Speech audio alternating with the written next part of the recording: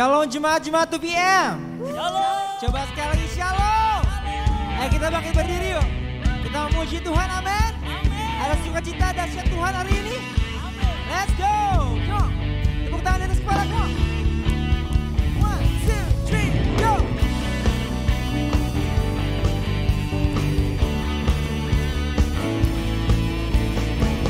Karena Kau Allah yang mulia Tuhan, kami tidak akan pernah berhenti memuliakan-Mu Tuhan Yesus. Come on, sing it out. Darah-Mu telah ubah hidupku, Kau jadikan aku ciptaan baru. Ku angkat tanganku dan memuji-Mu. Katakan hidupku tak sama. Hidupku tak sama sejak Kau ada, dan kini Engkaulah susah segalanya. Kasih-Mu kan selalu cukup bagiku. Katakan keagungan-Mu Tuhan Yesus. Keagungan-Mu, kedahsyatan-Mu terpancar dari indahnya dunia. Segala yang ada telah Kau ciptakan, karya-Mu sungguh tiada taranya. Katakan, sungguh tiada taranya. Cuma untuk dia katakan go. Wow, oh, wow, oh, mulia nama-Mu. Wow, oh, mulia nama-Mu. Hidupku tak sama sejak Kau ada, dan kini Engkaulah susah segalanya. Kasih-Mu selalu cukup bagiku.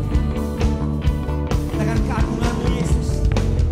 Keagungan-Mu, kedahsyatan-Mu terpancar dari indahnya dunia. Segala yang ada telah Kau ciptakan, karya-Mu sungguh tiada taranya. Tiada taranya, sungguh tiada taranya.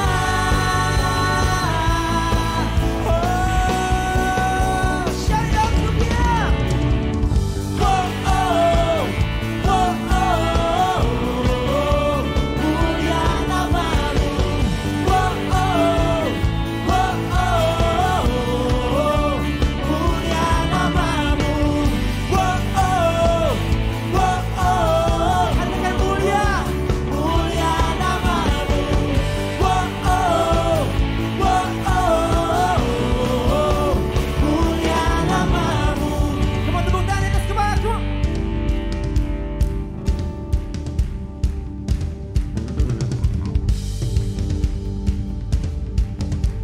Kita katakan to God be the glory. Come on, with all your heart.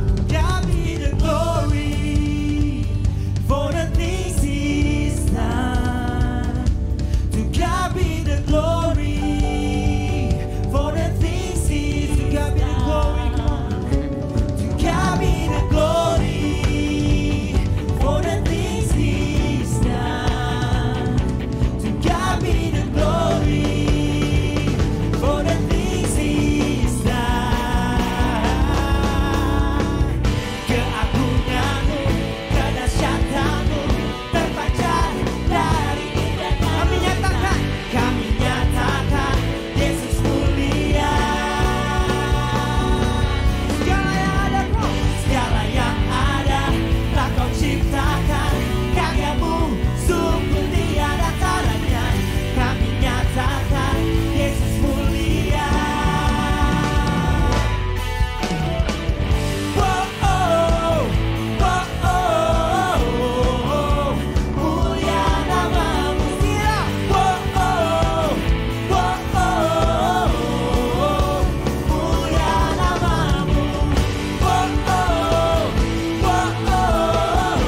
mulia, mulia nama-Mu.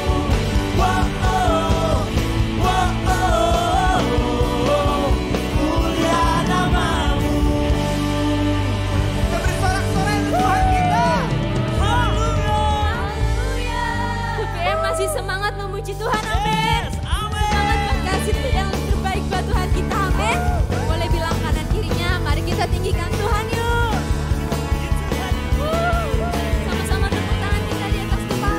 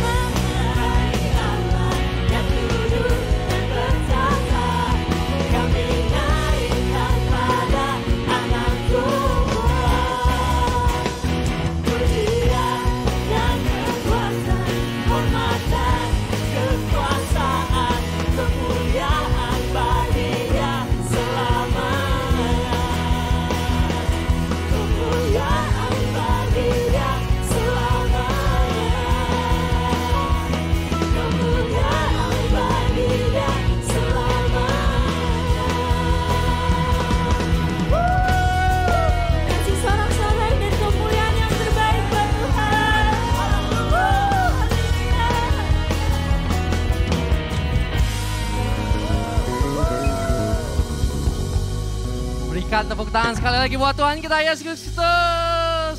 Silakan duduk teman-teman. Wah, aku terberkati sekali khususnya buat pujian. Kalau teman-teman lihat ini 1, 2, 3, 4, 5. Ternyata bukan berlima loh, tapi berenam.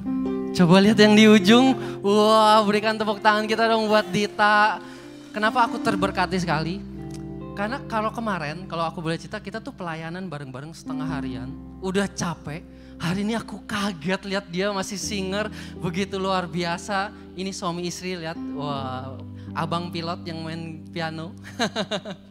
Pasangan yang begitu luar biasa, makanya aku senang sekali, terberkati sekali di dalam 2PM ini, komunitas yang benar-benar bukan hanya jago di luar sana, tapi benar-benar juga setia melayani Tuhan apapun keadaan mereka. Amin.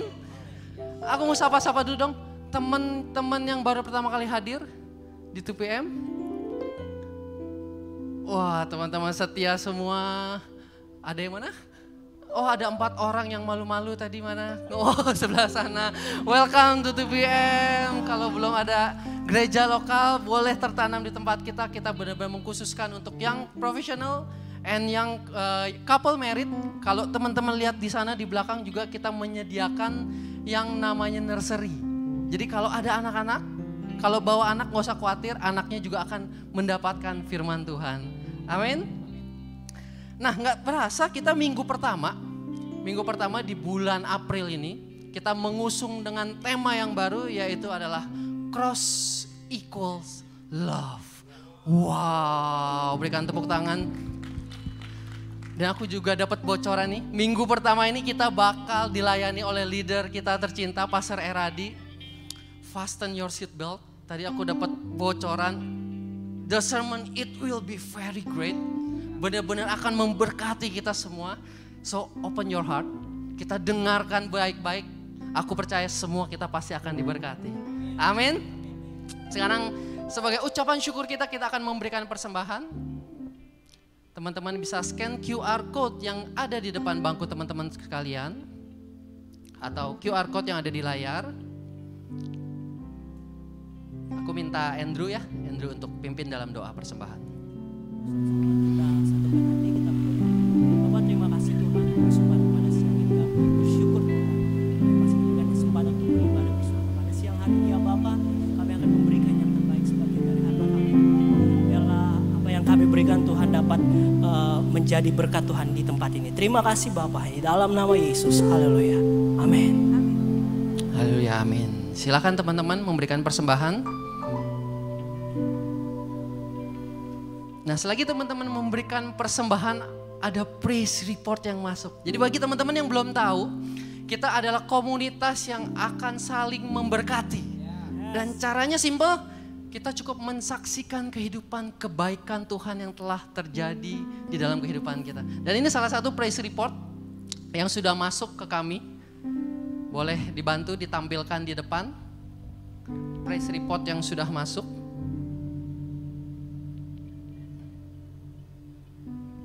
Oke, aku bacakan aja secara langsung ya. Praise report hari ini adalah dapat banyak job offer. Wow, dapat banyak job offer, sangat bersyukur karena Tuhan bekerja secara luar biasa dalam hidup saya. Masalah satu persatu Tuhan bantu ikut campur tangan.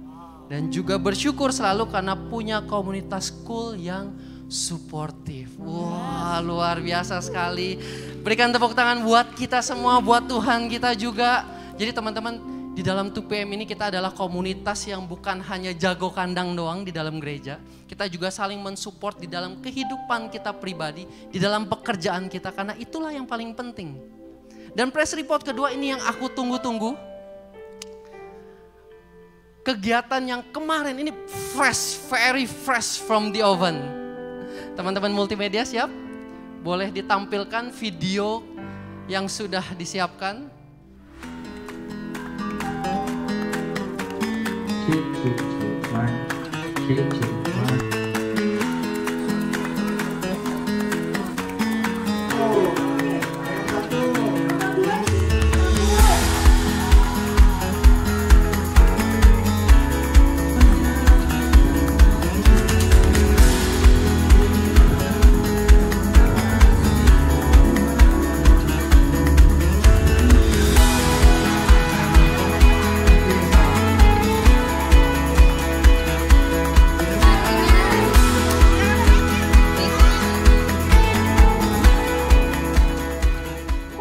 Berikan tepuk tangan buat kita semua. Untuk memasuki bulan April ini, Cross Equal Love. Kita dari komunitas School, kita telah mengunjungi panti asuhan. Jadi dari komunitas School kita sudah bersama-sama, kita mengumpulkan dana, kita melayani di sana. Begitu luar biasa, hati aku pulang tuh aku bersuka cita sekali. Begitu luar biasa. So teman-teman ayo, jangan cuma duduk doang di sini, sayang.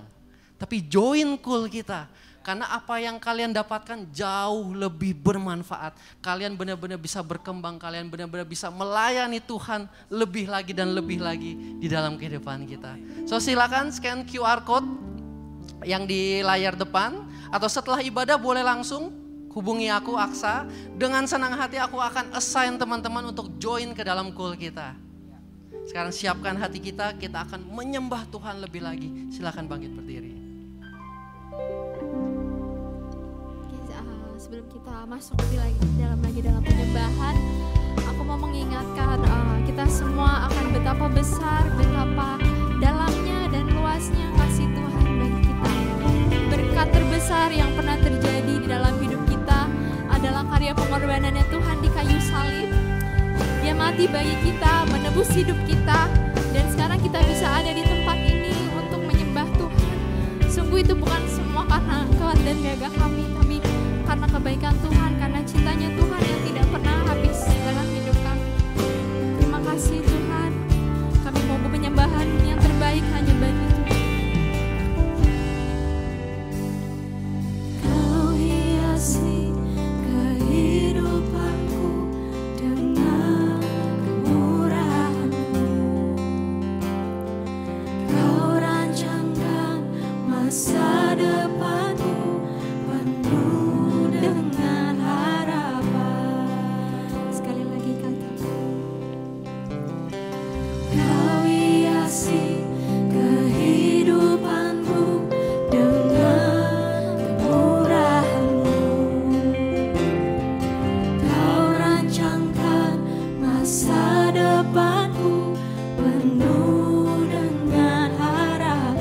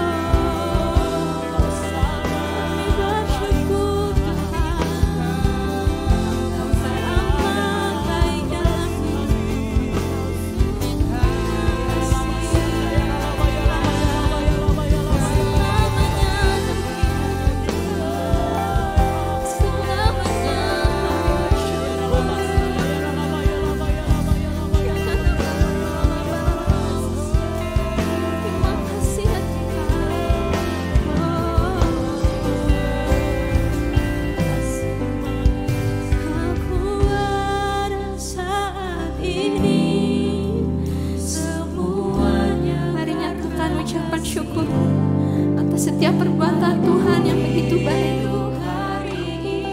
Yes, Tuhan. Semua berkat kemurahan-Mu.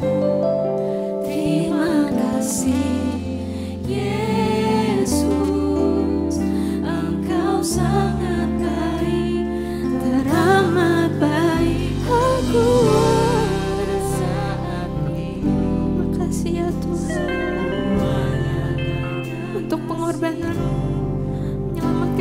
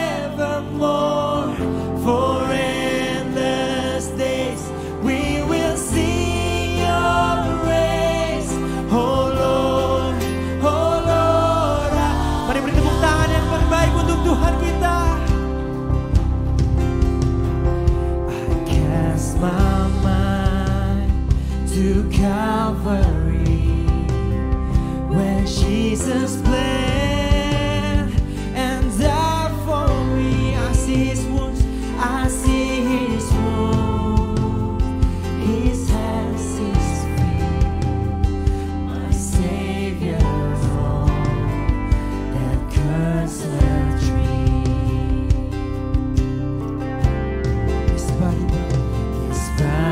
bound and drenched in tears, they laid him down in Joseph's tomb.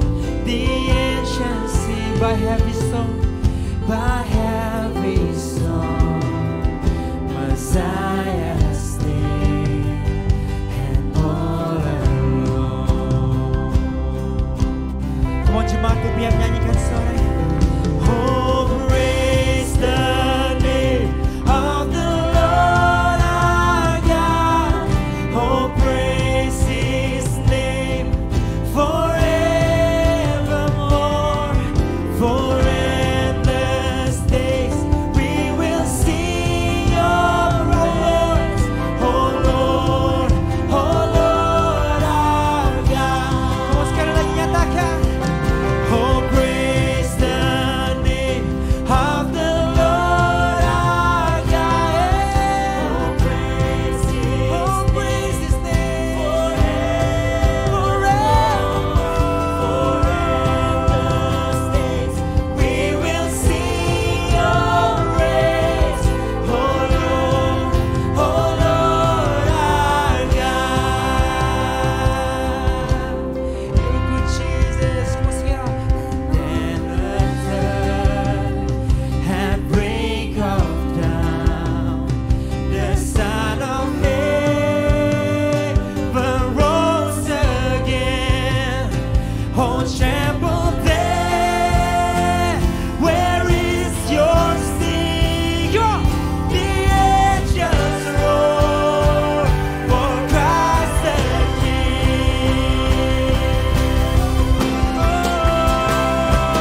Oh, praise the name of the Lord our God. Praise his name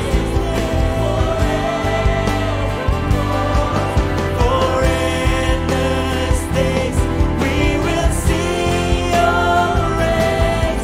Oh Lord, angkat tangan kita, let's sorakan. Oh, praise the name. Oh, praise the name of the Lord our God. Oh, praise his name forevermore. Come on. For endless days we will sing your praise. Oh Lord our God. Semua jemaat Tuhan katakan, oh praise the name. Praise the name of the Lord our God. Oh, praise his name Forevermore, for endless days we will sing your praise. Oh Lord our God. Mari kita semua bahasa roh. Sambara-bara-bara-bara-bara-bara-bara-bara-bara-bara-bara-bara. Mari kita semua bangkitkan suaramu. Anak-anak muda yang dikasihi Tuhan, angkat suaramu, angkat hatimu. Rabatata barabatata.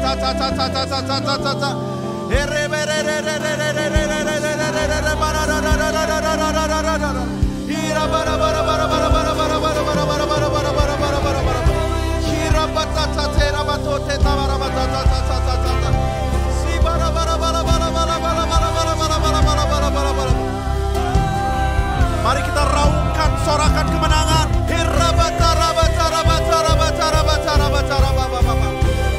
Haleluya, haleluya, haleluya, haleluya, haleluya, haleluya.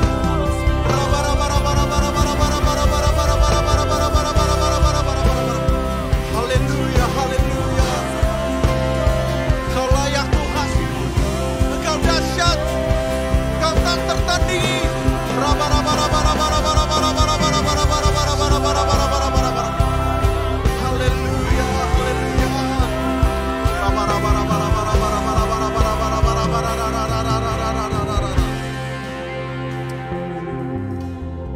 Saya tergerak saudara-saudara untuk kita, para dewasa muda kita, sudah mengerti bahwa Tuhan yang sudah memenangkan that battle, memenangkan pertempuran itu di atas kayu salib. Bisakah kita dalam hitungan ketiga kita raungkan sorakan kemenangan? Kita katakan yes. Teriakan suaramu karena kita tahu bahwa kita telah menang. Dan Tuhan Yesus, dialah yang menjadi pemenang. Dialah Tuhan yang tak tertandingi, tak pernah terkalahkan. Oh, dialah Alfa dan Omega. Dialah yang akan menebus kita. Dia yang akan menyelamatkan kita. Amin saudara-saudara. Kita katakan 1, 2, 3, kita katakan yeay. Kita berikan sorak-sorak yang paling tinggi. Amin. Amin saudara-saudara. 1, 2, 3, katakan yeay. Jesus, Jesus, Jesus.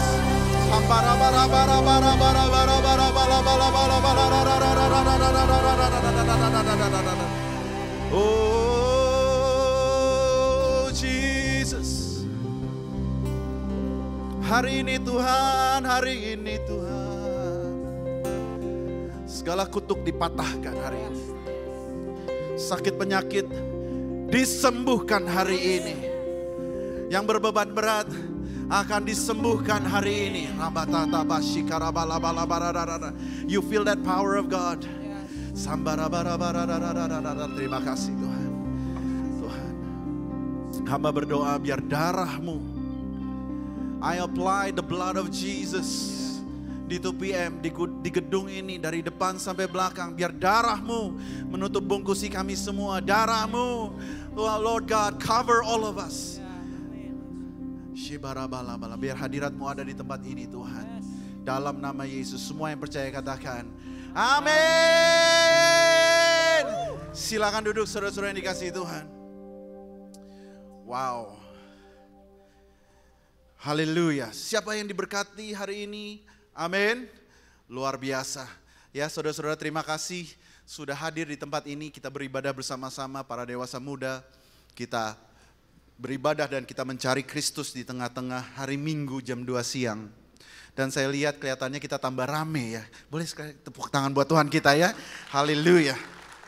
Nah saudara-saudara, bulan lalu kita sudah melakukan satu teaching series yang menurut saya sangat amat bagus, luar biasa.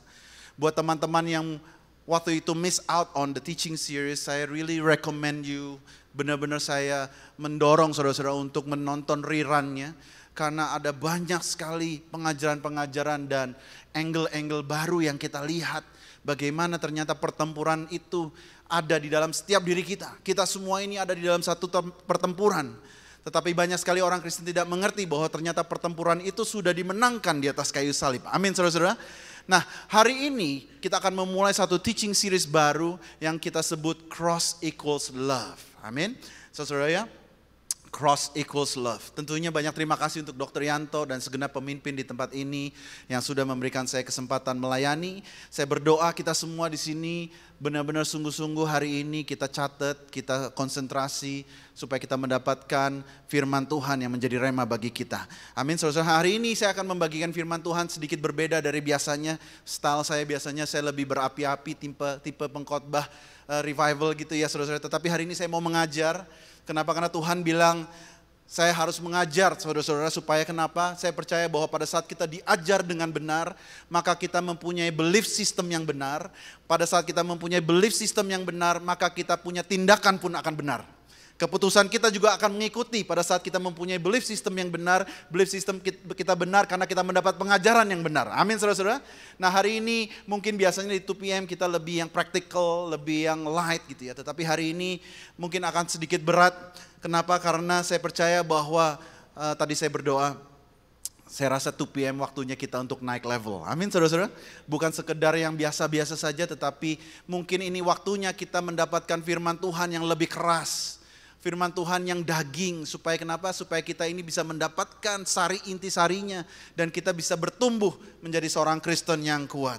Nah hari ini saya berdoa saudara-saudara kita mempunyai hati yang terbuka dan bisa belajar firman Tuhan dan mengaplikasikannya. Nah, firman Tuhan hari ini saya beri judul Secrets of the Blood. Secrets of the Blood. Rahasia dari kuasa darah. Ya mungkin jarang sekali dibahas saat ini ya. Hari-hari ini di gereja tentang kuasa darah. Tetapi saya percaya teman-teman pendoa di sini, teman-teman yang sudah mungkin lebih dewasa rohani mungkin pernah mendengar perihal ini, tapi saya rindu ini saya ajarkan kepada saudara-saudara supaya saudara-saudara mengerti dan tidak miss out tentang the secrets of the blood. Ya, kita akan baca firman Tuhan di Keluaran 12 ayat 1 sampai 3. Dikatakan, berfirmanlah Tuhan kepada Musa dan Harun di tanah Mesir, bulan inilah akan menjadi permulaan segala bulan bagimu. Itu akan menjadi bulan pertama bagimu tiap-tiap tahun. Katakanlah kepada segenap jemaah Israel, pada tanggal 10 bulan ini diambillah oleh masing-masing seekor anak domba. Semua katakan anak domba. Menurut kaum keluarga, seekor anak domba itu tiap rumah tangga. Slide berikutnya di ayat 5. Dikatakan anak dombamu itu harus jantan, tidak bercela, berumur setahun. Kamu boleh ambil domba atau kambing, kamu harus mengurungnya sampai hari yang ke-14. Jadi dombanya disimpan 4 hari, saudara-saudara. Lalu seluruh jemaat Israel yang berkumpul harus menyembelihnya pada waktu senja. Kemudian dari darahnya haruslah diambil sedikit dan dibubuhkan kepada kedua tiang pintu dan pada ambang atas, pada rumah-rumah di mana orang memakannya. Slide berikutnya, dan dikatakan begini saudara-saudara. Sebab pada malam ini aku akan menjalani tanah Mesir dan semua anak sulung dari anak manusia sampai anak binatang akan kubunuh. Dan kepada semua Allah di Mesir akan kujatuhkan hukuman. Akulah Tuhan. Dan darah itu menjadi tanda bagimu pada rumah-rumah di mana kamu tinggal. Apabila aku melihat darah itu, maka aku akan lewat daripada kamu. Jadi tidak akan ada tulah kemusnahan di tengah-tengah kamu. Apabila aku menghukum tanah Mesir, hari ini akan menjadi hari peringatan bagimu. Kamu harus merayakannya sebagai hari raya bagi Tuhan, turun-temurun. Kamu harus merayakannya sebagai ketetapan untuk selamanya. Keluaran 12 ayat 12-14. Nah saudara-saudara, Keluaran 12 ini menceritakan di malam hari di mana Paskah itu terjadi. Jadi teman-teman di sini harus mengerti bahwa Paskah itu bukan terjadi di Perjanjian Baru, tetapi Paskah pertama itu terjadi di Keluaran. Paskah dalam bahasa Inggrisnya dikatakan Passover, oke? Happy Passover. Kenapa dikatakan Happy Passover? Karena cerita ini, saudara-saudara, kita tahu cerita ini Tuhan itu menghukum Mesir dan menjatuhkan tulah demi tulah. Tetapi tulah ke-10 kita tahu adalah tulah yang mematikan anak-anak sulung. Ya saudara-saudara, dikatakan bahwa malaikat maut itu datang ke seluruh tanah Mesir, termasuk di daerah pemukiman orang Israel. Dan dikatakan bahwa jika dia melihat ada darah, dia akan pass over. You see? That's why the name is Passover. Passover itu hari Jumat. Kenapa? Karena the angel of death passed over. Melihat, melewatkan, saudara-saudara. Itulah arti Passover. Dan di sini kita tahu bahwa pada saat itu mereka harus menyembelih domba. Mereka menyembelih domba dan ditaruh di dalam satu tempayan gitu, saudara-saudara, seperti ember. Kalau bahasa Inggrisnya basin gitu ya, mungkin seperti tempat untuk cuci tangan seperti itu. Lalu dikatakan dia harus pakai hisop dan di mana ada tiang itu dia harus dioleskan. Jadi dia pada saat itu tidak punya yang namanya kuas. Jadi mereka pakai yang namanya hisop, tanaman hisop, nanti saya akan jelaskan. Hisop itu dimasukkan ke dalam basinnya, di dalam tempayannya, maka lalu darahnya diaplikasikan ke tiang tempat pintu orang-orang Israel tinggal. Tiangnya lalu, jadi saudara-saudara bisa lihat ya gerakan saya. Jadi atasnya dikasih, kirinya dikasih, kanannya dikasih. Kira-kira itu lagi bikin apa saudara-saudara?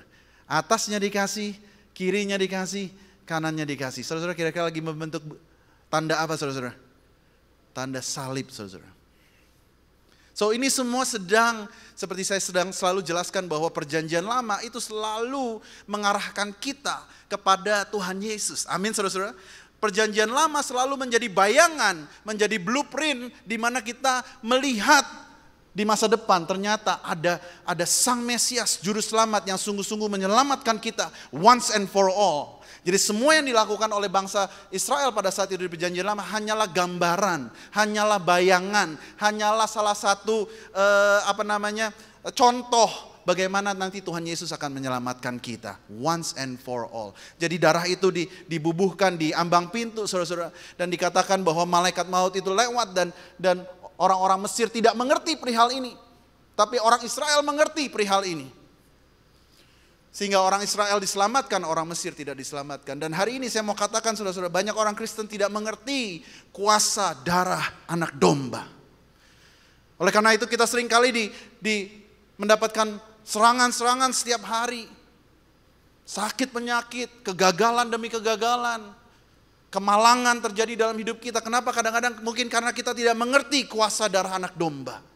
Oleh karena itu hari ini saya mau mengajarkan kepada saudara-saudara apa arti darah. Darah saudara-saudara, yang pertama adalah darah adalah menjadi alat substitusi. Jadi kalau di cerita Keluaran 12 ini, si maut itu datang ke rumah dan dia lihat ada darah.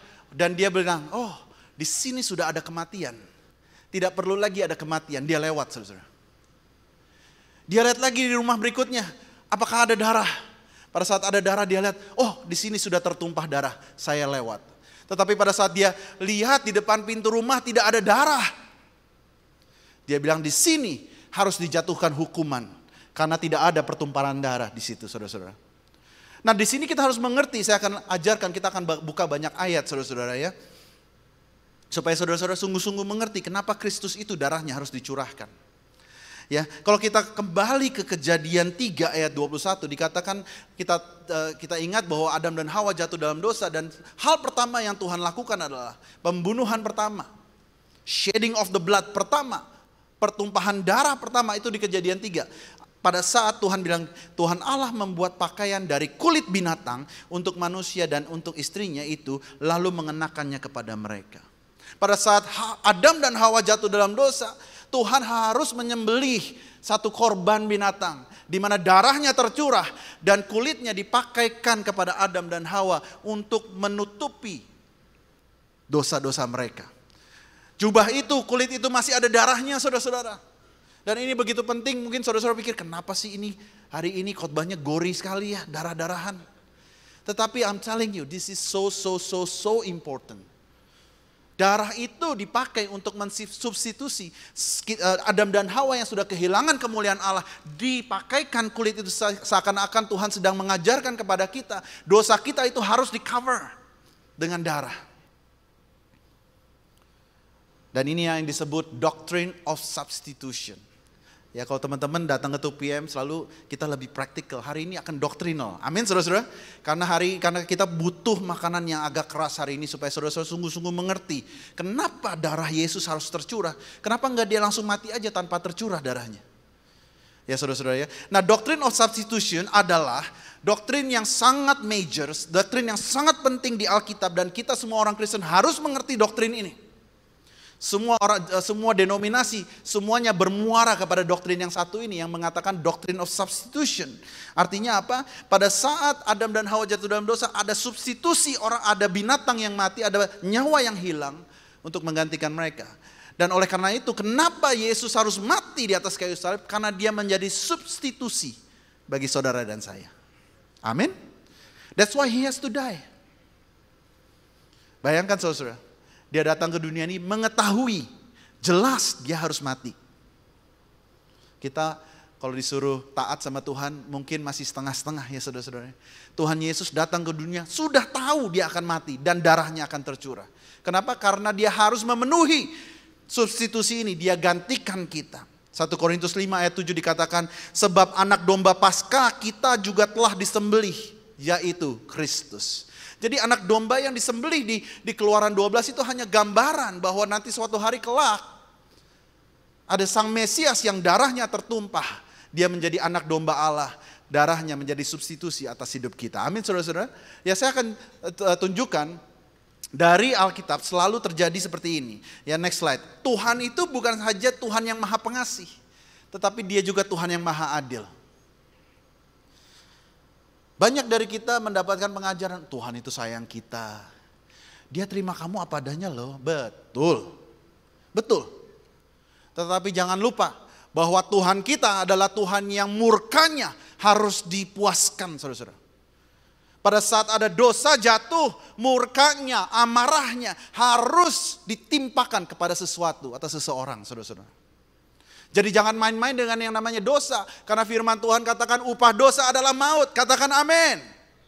Nah kita anak-anak dewasa muda mungkin kita jarang mendengar pengajaran seperti ini. But I'm telling you, be careful with the way you conduct yourself. Karena gak main-main. Main-main dengan dosa. Dosa itu upahnya maut, saudara-saudara. Bukan hanya sekedar bangkrut, bukan sekedar sakit penyakit. Bukan, mati, saudara-saudara. Upah dosa adalah maut. Ya, tetapi Tuhan itu bukan hanya Dia Tuhan yang adil, pada saat ada dosa dia harus lampiaskan murkanya. Bukan hanya itu, tetapi Dia juga Tuhan yang pengasih. Artinya apa? Dia kirimkan anaknya yang tunggal supaya menjadi bagian dari kita dan menjadi substitusi. Bukan kita yang mendapatkan penghakiman, tetapi Kristus di atas kayu salib yang menggantikan tempat kita. Isn't that a good news? Amin, saudara-saudara. Bukankah itu kabar baik? Bahwa bukan kita yang harus mati di atas kayu salib, tetapi Kristus yang mati di atas kayu salib. Mensubstitusi hidup kita. Next slide. Sebab kamu tahu bahwa kamu telah ditebus dari cara hidupmu yang sia-sia yang kamu warisi dari nenek moyangmu. Itu bukan dengan barang yang fana.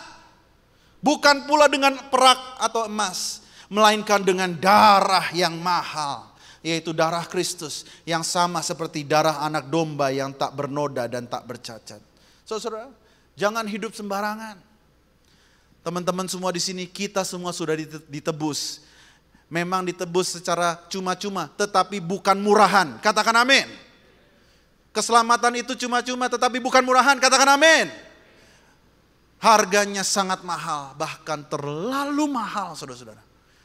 Hidupmu ditebus bukan dengan emas dan perak, tetapi dengan darah Yesus sendiri.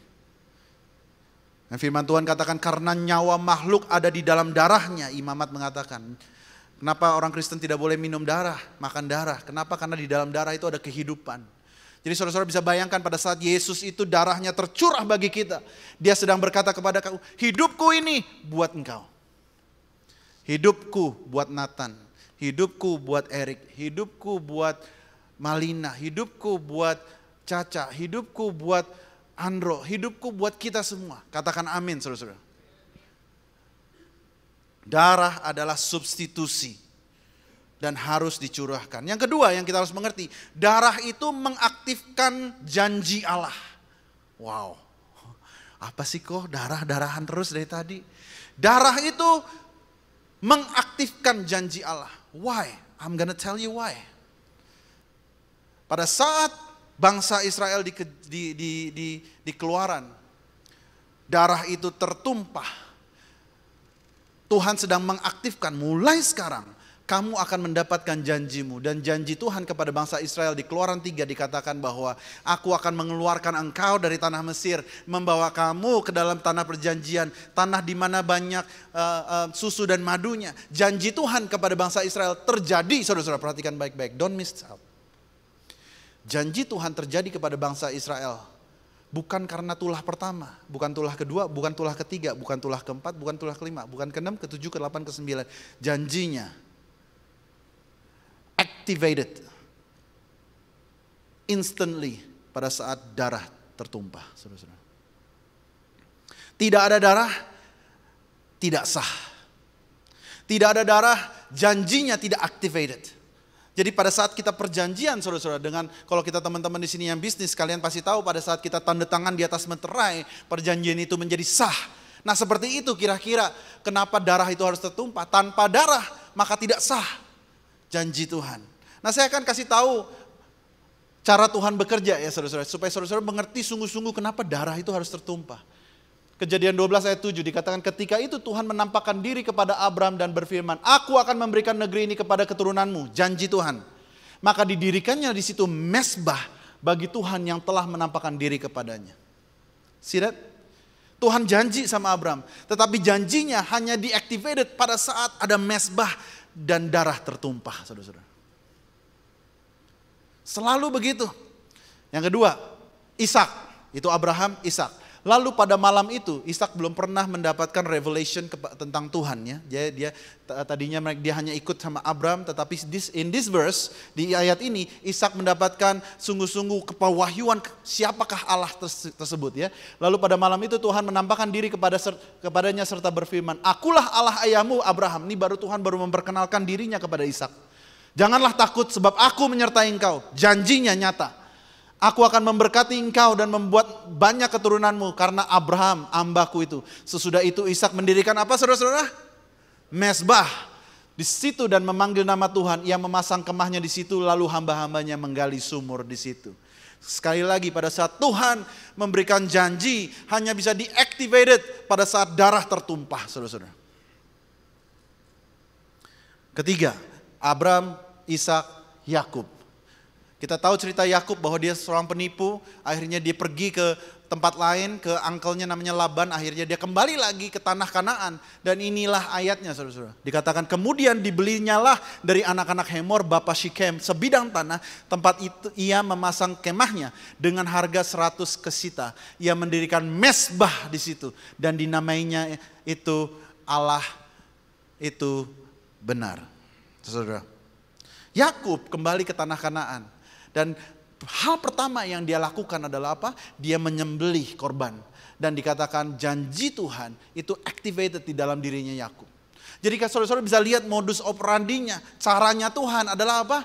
Abraham dapat janji, ada darah tertumpah. Ishak mendapat janji, ada darah tertumpah. Yakub mendapat janji, ada darah tertumpah.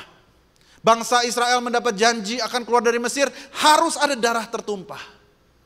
Oleh karena itu kita mengerti kenapa Yesus darahnya harus tertumpah.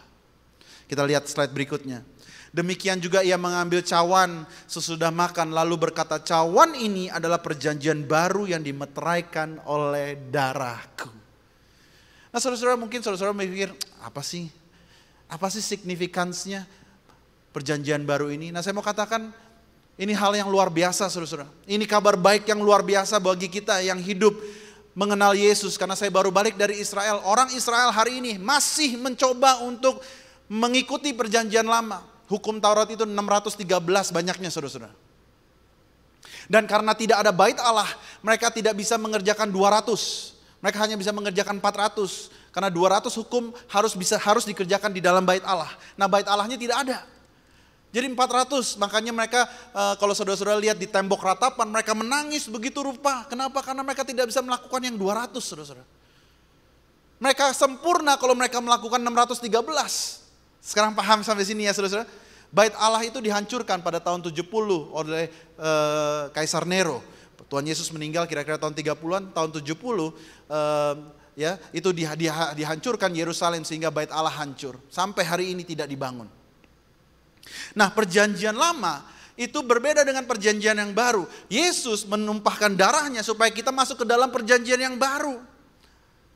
Ada adendum saudara-saudara. Kalau dulu saudara-saudara, kalau saudara-saudara perhatikan pada saat Musa turun dari Gunung Sinai, dia membawa 2 loh batu, betul? Lalu apa yang terjadi? Orang Israel sedang nari-nari dan mereka menyembah anak lembu emas, betul? Saudara ingat?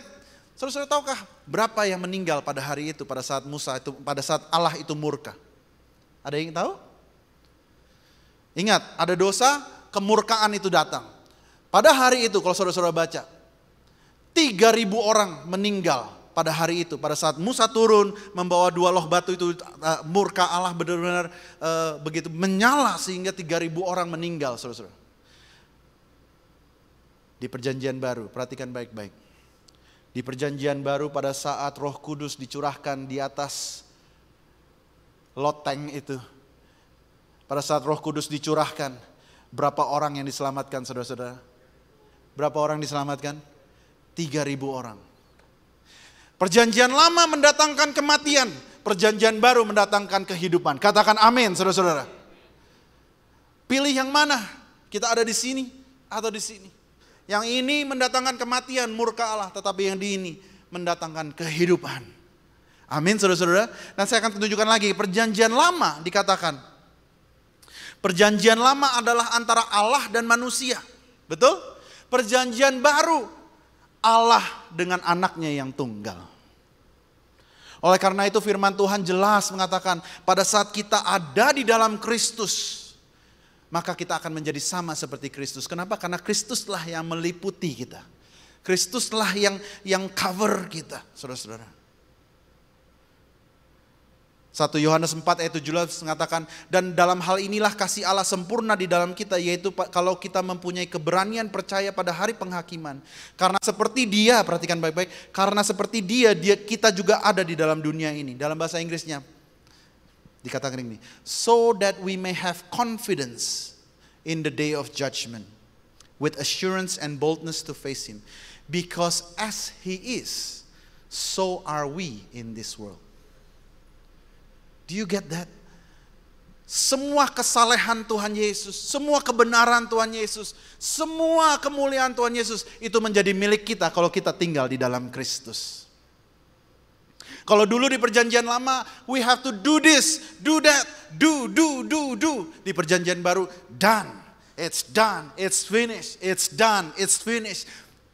Seperti Kristuslah engkau ada di dalam dunia ini. Bukankah itu kabar baik yang luar biasa bagi kita semua? Amin, saudara-saudara. Bahwa janji Tuhan pada kita, janji akan hidup yang kekal, itu hanya harus bisa dimeteraikan pada saat darah tertumpah, saudara-saudara. Tanpa darah tidak ada perjanjian. Oleh karena itu kita begitu penting, kita harus mengerti bahwa orang Kristen harus mengerti tentang yang namanya pentingnya darah Kristus. Yang ketiga, saudara-saudara, darah itu membebaskan kita dari belenggu dan kutuk. Next slide. Darah Kristus, darah domba di Keluaran 12 itu membebaskan orang-orang Israel dari belenggu dan kutuk, saudara-saudara. Mereka dibelenggu menjadi budak ratusan tahun, tetapi pada saat darah tertumpah, bam, tiba-tiba mereka sudah tidak menjadi budak lagi di satu malam, saudara-saudara. Saudara-saudara bisa melihat kuasa darah di sini, bahwa hanya pada saat darah tertumpah, belenggu itu dilepaskan. Kenapa? Karena malam itu mereka keluar semua dari Mesir. Bukan hanya keluar biasa, saudara-saudara. Kalau saudara-saudara baca di Keluaran 12, mereka keluar membawa perhiasan semua orang Mesir, diambil semua. Bahkan dikatakan bahwa orang Mesir menjadi generous kepada orang Israel. Bayangkan. Wow. Pada saat kita menerima darah Kristus, saya percaya kita dibebaskan dari belenggu. Dibebaskan dari kutuk. Tetapi saudara-saudara, apakah kita bisa menggunakan darah itu? Apakah kita mengerti bagaimana cara darah itu diaplikasikan? Saya akan tunjukkan satu lagi di perjanjian lama untuk saya bisa menjelaskan kenapa darah itu membebaskan kita dari belenggu dan kutuk. Kita baca di cerita hidup Nuh, oke? Nuh, Kejadian 8 ayat 21 sampai 22. Ketika Tuhan mencium persembahan yang harum itu, berfirmanlah Tuhan dalam hatinya, aku takkan mengutuk bumi ini lagi karena manusia. Sekalipun yang ditimbulnya hatinya adalah jahat dari sejak kecilnya, dan aku takkan membinasakan lagi segala yang hidup seperti yang telah kulakukan. Selama bumi masih ada, takkan berhenti-henti musim menabur dan menuai, dingin dan panas, kemarau dan hujan, siang dan malam. Karena apa, saudara-saudara? Darah tertumpah.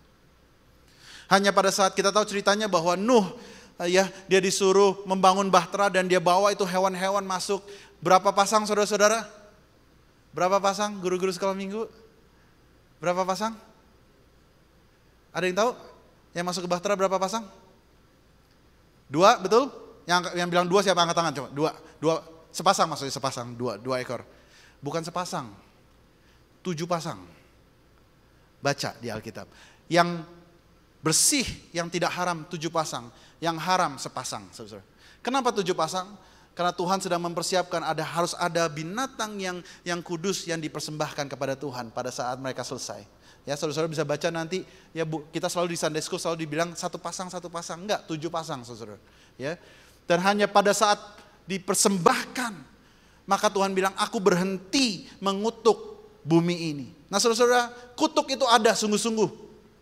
Kenapa? Karena pada saat Adam dan Hawa jatuh dalam dosa, firman Tuhan katakan tanah yang kita punya ini dikutuk oleh Tuhan.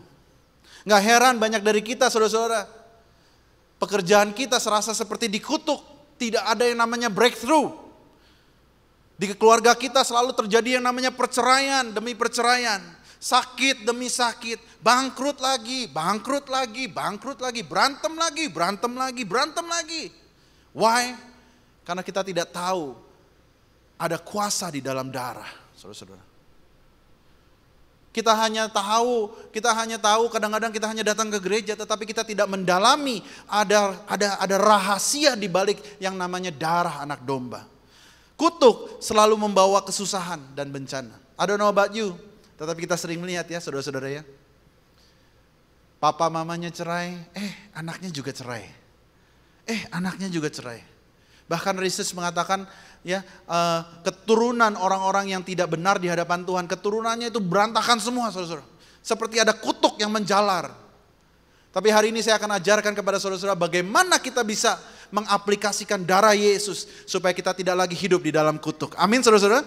Tidak lagi hidup di dalam belenggu. Belenggu apakah? Belenggu dosa saudara-saudara. Mungkin saudara-saudara pernah mengalami bahwa kadang-kadang kita jatuh ke dalam dosa yang sama lagi. Dosa yang sama lagi. Dosa yang sama lagi.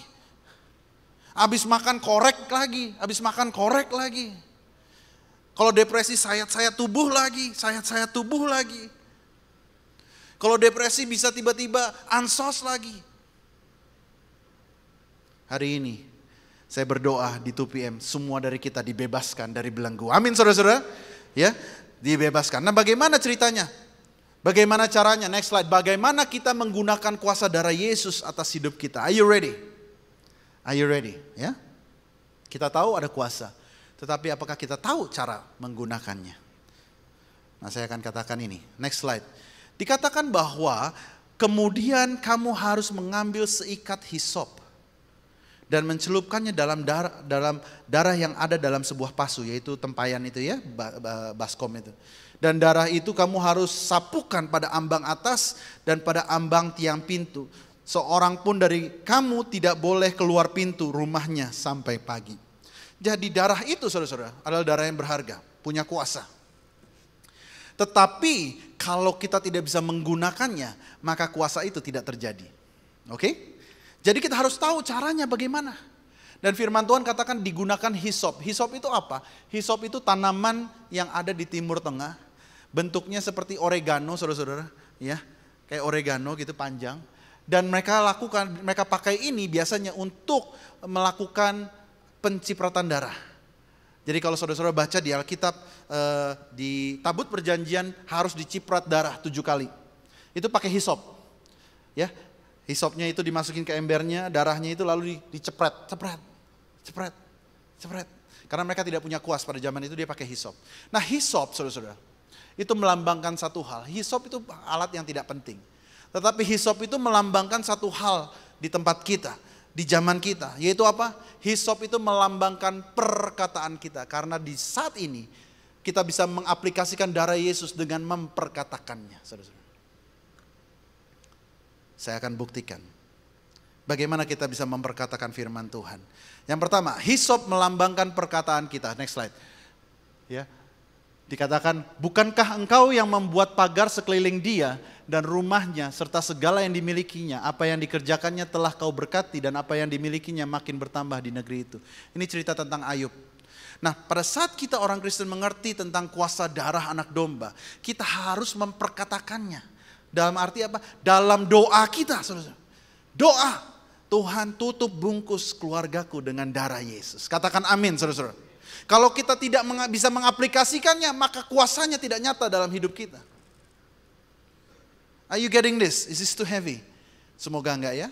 Nah, bagaimana kita bisa mengaplikasikan kuasa darah Tuhan di dalam hidup kita? Ayub mengatakan, kita ingat cerita Ayub bahwa Ayub itu orang yang saleh. Dan pada saat itu si setan berdiskusi dengan Tuhan. Dia bilang katanya, Tuhan, ya tentu aja si Ayub itu menyembah kamu. Karena Tuhan itu memagari dia katakan. Nah, saudara perhatikan deh. Nah, dari perkataan si setan ini kita bisa belajar. Kita harus lakukan apa? Kalau bahasa Inggrisnya, have you not put a hedge around him and his household, everything he has? You have blessed the work of his hands so that his flocks and herds are spread. Oke, pada saat kita berdoa setiap hari, yang nomor 1, minta doa, Tuhan tutup bungkus diriku. Bukankah engkau membuat pagar sekeliling dia? Yang pertama, diri kita.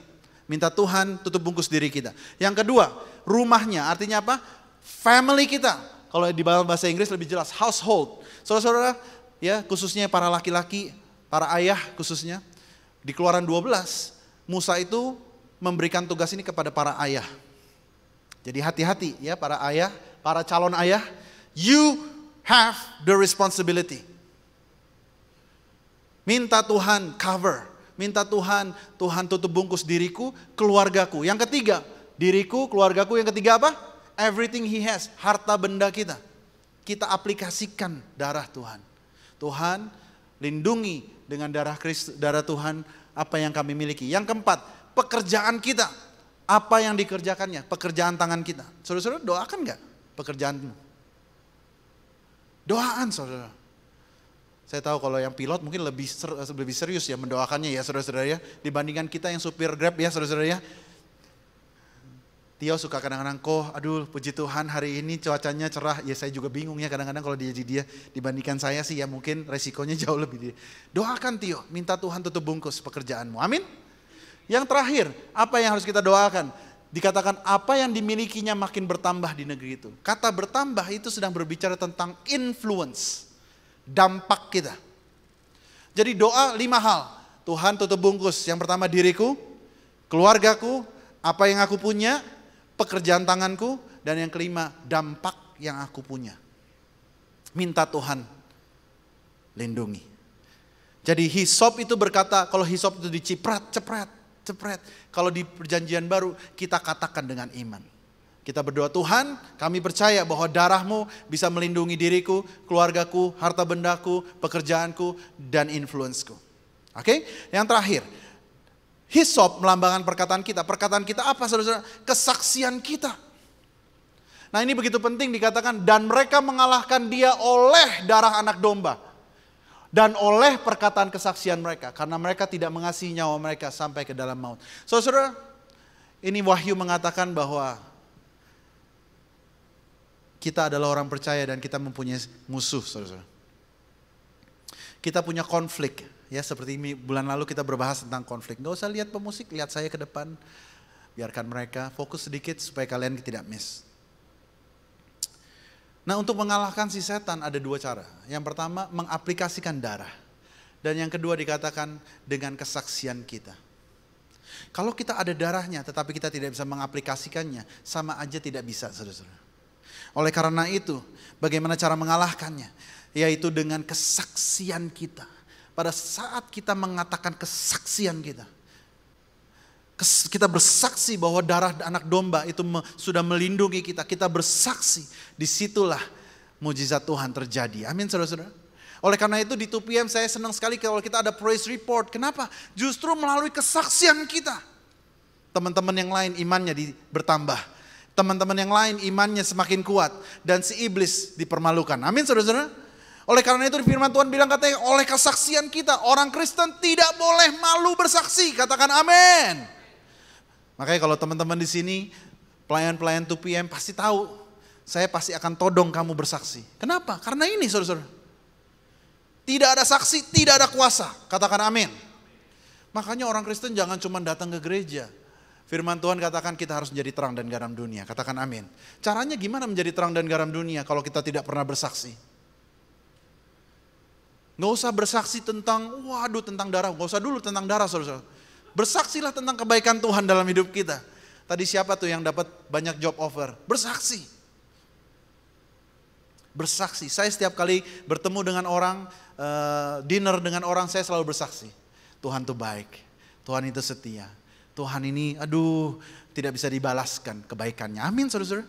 Jadikan kesaksian kita itu gaya hidup yang kita harus lakukan setiap hari. Dijadikan habit, dijadikan kita punya prioritas untuk kita bersaksi. Siapa Tuhan yang kita sembah. Katakan amin saudara-saudara. Boleh saya panggil pemusik untuk maju ke depan. Ya, kita akan masuk ke dalam perjamuan kudus. Kita mengerti tentang kuasa darah anak domba. Dan kita mengerti bagaimana kita mengaplikasikannya dalam hidup kita. Yang pertama kita mengaplikasikannya dalam doa kita. Kita minta Tuhan lindungi keluargaku. Tutup bungkus dengan darah Yesus. Yang kedua, kita mengaplikasikannya pada saat kita bersaksi. Saudara. Seperti hisop. Perkataan kita itu mengaplikasikan darah Yesus. Haleluya. Haleluya. Sambil pemusik maju ke depan, saya akan tambahkan satu hal. Saudara, imam besar di perjanjian lama, pada saat dia masuk ke dalam bait Allah, kemah suci, si imam besar ini akan masuk ke dalam ruang pelataran Tuhan, dan dia akan masuk ke dalam ruang kudus, dan dia akan masuk ke dalam ruang maha kudus. Betul? Dan setahun sekali, bahasa Inggrisnya in the day of atonement, saya kurang tahu bahasa Indonesianya apa, the day of atonement, setahun sekali. Imam besar itu dia membawa darah dan membawa hisop, dan dicipratkanlah tabut perjanjian itu 7 kali. 1, 2, 3, 4, 5, 6, 7. Menandakan kesempurnaan. Nah, saya mau bagikan saudara-saudara, tahukah saudara-saudara Tuhan Yesus pada saat dia disalibkan, dia pun mengeluarkan darah 7 kali. Saya buktikan. Pertama-tama, pada saat dia di rumah Kayafas, dikatakan janggutnya diambil dan dia dipukul, saudara-saudara. Amin. Yang kedua, pada saat the crown of thorns, mahkota duri itu dipakaikan di kepalanya, darahnya tercurah. Yang ketiga, pada saat belakangnya dicambuk, saudara-saudara, dicambuk dengan kail sehingga darahnya tercurah. Keempat, tangannya dipaku. Kelima, tangannya juga. Keenam, kakinya. Dan ketujuh, saudara-saudara, di mana? Di lambungnya. 7 kali Tuhan Yesus mencurahkan darahnya. Benar-benar dia menggenapi 7 kali tabut perjanjian harus dicipratkan, saudara-saudara. Tuhan mengasihi kita semua. Tahukah bahwa engkau sudah ditebus dan dibayar dengan darah yang mahal? Bahwa tanpa pencurahan darah, kita tidak bisa apa-apa. Nah, saat ini pada saat kita mau mengambil perjamuan kudus, apakah ada yang belum mendapatkan perjamuan kudus? Boleh angkat tangan di depan sini, ada satu. Tidak usah terburu-buru, saudara-saudara. Kira bala. Boleh dibantu?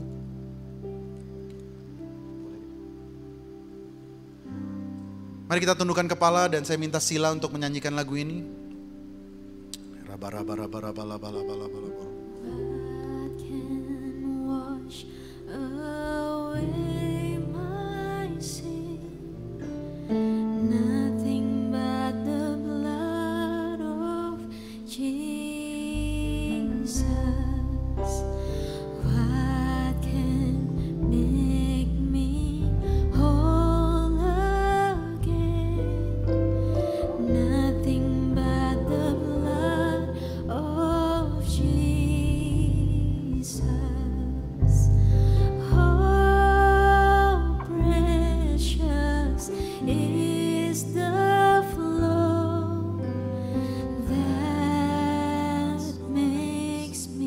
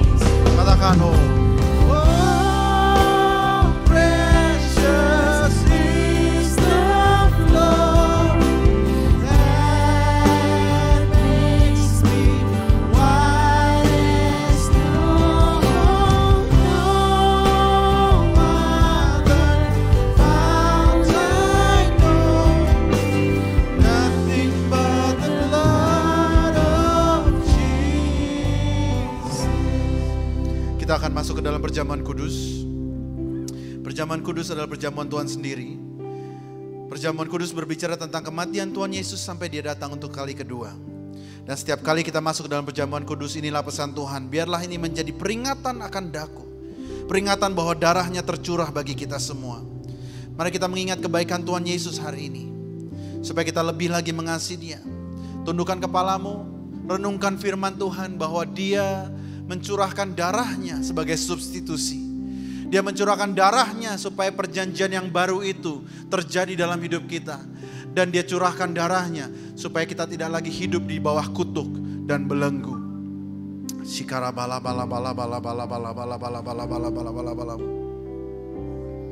Tuhan mau memberkati saudara dan saya melalui perjamuan kudus ini.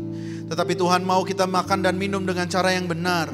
Oleh karena itu siang hari ini mari kita introspeksi diri kita. Kita renungkan diri kita jika ada dosa-dosa terselubung. Mari kita minta ampun di hadapan Tuhan hari ini. Kalau jika ada kepahitan, ada dendam yang belum terselesaikan, buat komitmen untuk kita sungguh-sungguh menyelesaikannya di hadapan Tuhan. Supaya kita ditemukan benar di hadapan Tuhan. Minta darahnya menyucikan dan menguduskan kita semua. Supaya kita ditemukan benar di hadapan Tuhan. Terima kasih. Mari kita bangkit berdiri saudara-saudara. Perjamuan kudus hanya untuk diperuntukkan bagi mereka yang berumur 12 tahun ke atas. Dan yang telah menerima Yesus. Bagi anak-anak yang di bawah umur 12 tahun tidak diperbolehkan mengambil perjamuan kudus. Sebab apa yang telah kuteruskan kepadamu telah aku terima dari Tuhan. Yaitu bahwa Tuhan Yesus pada malam waktu ia diserahkan mengambil roti. Saudara-saudara ambil roti, angkat dan tinggi-tinggi di tangan kananmu. Sesudah itu ia memecah-mecahkannya dan berkata, inilah tubuhku yang diserahkan bagi kamu. Perbuatlah ini menjadi peringatan akan aku. Saudara-saudara yang dikasihi Tuhan, jemaat UPM Dewasa Muda. Bukankah roti ini yang kita pecah-pecahkan adalah persekutuan kita dengan tubuh Kristus? Mari kita makan dalam nama Yesus.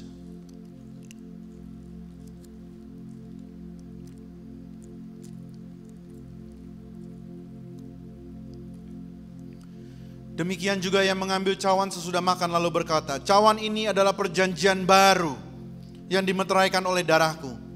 Perbuatlah ini setiap kali kamu meminumnya menjadi peringatan akan aku. Saudara-saudara yang dikasihi Tuhan, jemaat UPM Dewasa Muda. Bukankah cawan pengucapan syukur yang atasnya kita ucapkan syukur adalah persekutuan kita dengan darah Kristus? Mari kita minum dalam nama Yesus.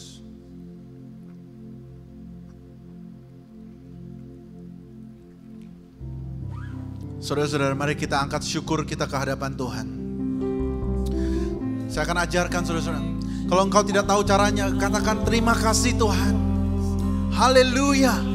Katakan engkau baik Tuhan. Terima kasih untuk darahmu yang tercurah bagiku. Angkat suaramu, angkat hatimu. Katakan sikara bara bara bara bara bara bara bara bara bara. Terima kasih Tuhan Yesus. Terima kasih Tuhan Yesus. Terima kasih. Of the Lord our God, oh praise His name forevermore,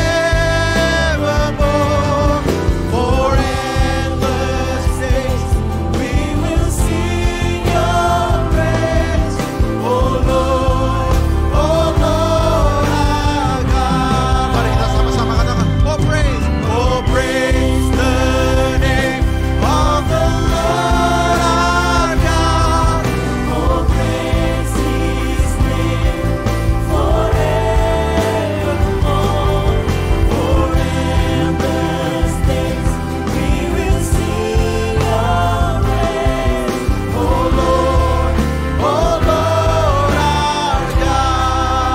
Angkat tangan kita tinggi-tinggi ke surga. Bapa, terima kasih untuk perjamuan kudus yang sudah kami lakukan. Kami mengingat kembali bahwa Engkau Tuhan Yesus menjadi substitusi bagi kami. Darah-Mu tercurah bukan sekedar untuk kesia-siaan, tetapi untuk membebaskan kami sekali dan untuk selama-lamanya. Kami tidak lagi hidup di bawah kutuk dan belenggu, tetapi kami hidup dari kemenangan kepada kemenangan berikutnya. Hamba-Mu berdoa untuk jemaat UPM Tuhan. Anak-anak muda yang belum menikah, mereka menjadi orang-orang yang hebat dimanapun mereka berada. Mereka diberikan jodoh, pasangan hidup yang dari Tuhan. Kami berdoa Tuhan mereka bisa menjaga langkah-langkah mereka masuk ke dalam kehendak Tuhan. Mereka menjadi orang-orang yang menjadi kesukaan Tuhan. Mercy and favor follows their life, Lord Jesus. Kami juga berdoa untuk teman-teman yang sudah menikah, para ayah, suami, dan istri. Hamba berdoa Tuhan biar mereka menjadi orang-orang yang berkenan di mata Tuhan. Kehidupan mereka menjadi berkat buat keluarga mereka. Kehidupan mereka menjadi tiang doa buat anak-anak mereka. Mereka para ayah menjadi orang-orang yang mengaplikasikan darah Yesus mendoakan keluarga mereka. Hamba berdoa Tuhan untuk para ibu. Mereka juga menjadi orang-orang yang hebat di mata Tuhan. Menjadi tiang doa buat anak-anak mereka. Menjadi penolong yang setia. Terima kasih Tuhan. Untuk para single parents kami berdoa Tuhan supaya mereka mengerti bahwa Tuhan Engkau mengasihi mereka lebih dari segalanya. Bahwa Engkau adalah Allah yang setia bagi mereka. Kami percaya Tuhan bahwa mereka aman. Masa depan mereka aman di hadapan Tuhan. Jemaat yang dikasihi Tuhan, angkat kedua belah tanganmu. Dan terimalah berkat dari Allah Bapa, kasih dari Kristus Yesus, dan penyertaan Roh Kudus. Kiranya engkau diberkati dari sekarang sampai Tuhan Yesus menjemput kita di awan-awan yang permai. Dalam nama Yesus, semua yang percaya katakan amin. Tuhan Yesus memberkati. Selamat hari Minggu. God bless you.